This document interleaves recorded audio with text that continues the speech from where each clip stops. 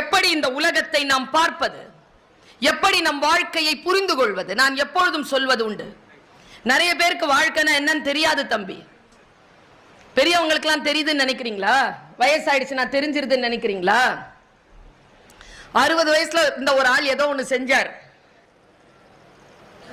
நான் கேட்டேன், ஏன்பா 60 வயசு ஆயிடுச்சு இப்படி நடந்துக்கிறேன்? அந்த ஆளை அடிச்சாம் பாருங்க ஒரு பதில். இந்த வயதில் எப்படி நடந்து கொள்வது என்று எனக்கு தெரியவில்லை. ஏனென்றால் இந்த வயதில் இதற்கு முன் நான் இருந்ததில்லை. புதுசு தானே, எல்லா வயசும் புதுசு தானே. இந்த புரிதல் வந்தால் போதுமானது.